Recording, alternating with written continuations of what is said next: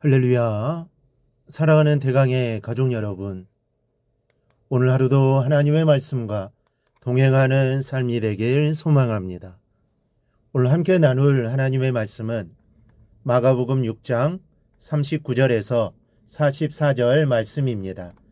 제자들에게 명하사 그 모든 사람으로 떼를 지어 푸른 잔디 위에 앉게 하시니 때로 100명씩 또는 50명씩 앉은지라.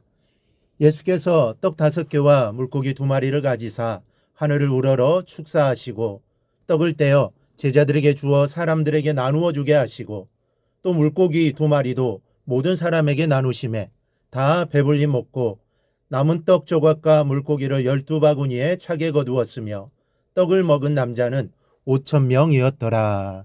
아멘. 기독교는 기적의 종교입니다. 어떻게 보면 기적으로 시작해서 기적으로 끝을 맺는 것이 기독교 신앙입니다. 하나님의 아들이 사람의 몸을 입으신 것이 기적입니다. 그리고 33년간 땅에 계시는 동안 수많은 기적을 나타내셨습니다. 그리고 죽었다 살아나심으로 또 다시 기적의 주인공이 되셨습니다. 또 주님께 주신 믿음을 가지고 수많은 사람들이 과거의 기적을 체험했고 지금도 예수의 이름으로 기적이 일어나고 있으며 또 앞으로도 주님이 다시 오시기까지 교회 안에는 기적이 계속될 겁니다. 오늘 본문의 주제도 기적입니다.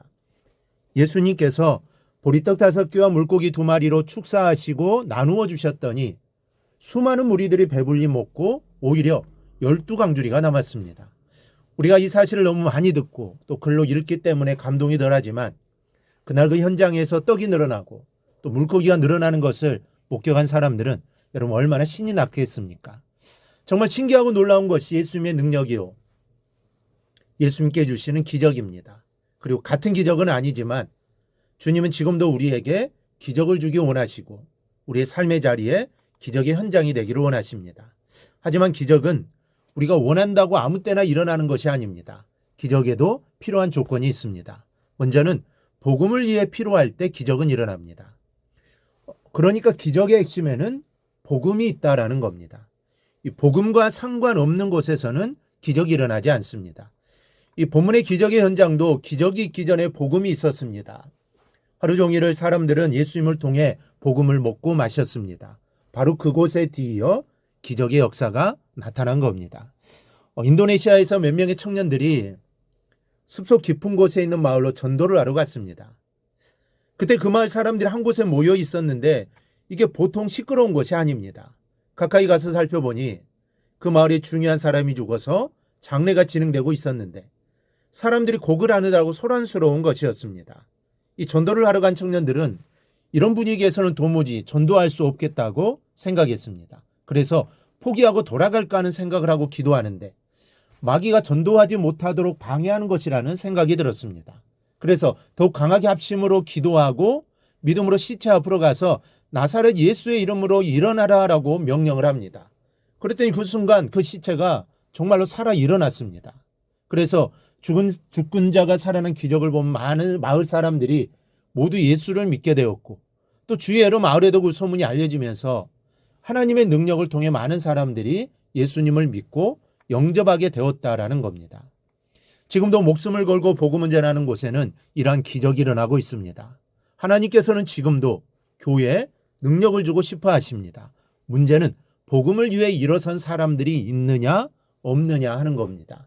복음을 들고 두려워하지 말아야 합니다. 그럴 때 우리의 발걸음이 닿는 곳마다 하나님의 크고 작은 역사가 이어지게 되는 것입니다. 이러한 역사를 경험하며 살아가기를 축복합니다. 둘째, 말씀에서 비롯된 믿음이 있는 곳에 기적은 일어납니다. 사도행전 8장에 보면 빌립 집사가 에티오피아 내시가 만나는 장면이 나옵니다.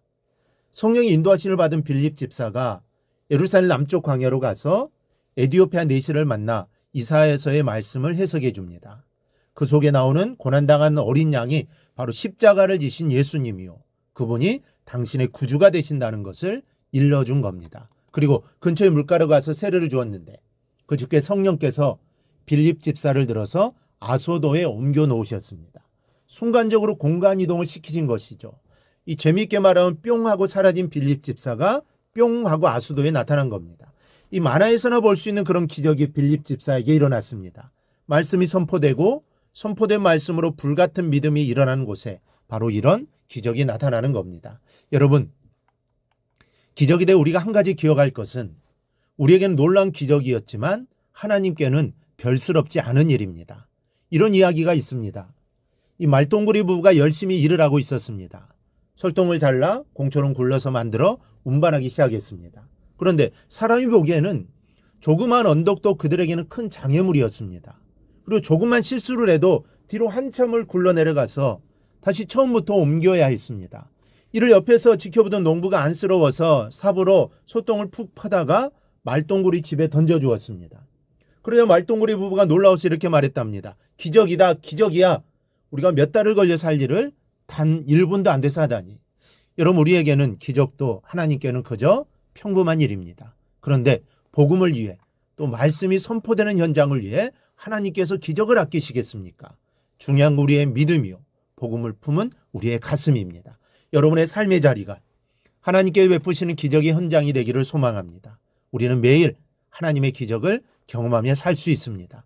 우리에게 하나님을 향한 믿음과 하나님이 내 삶을 이끌어 주신다는 확신이 있다면 우리의 매일의 삶은 바로 기적입니다. 이런 기적을 늘 경험하며 살아가기를 주님의 이름으로 축원합니다.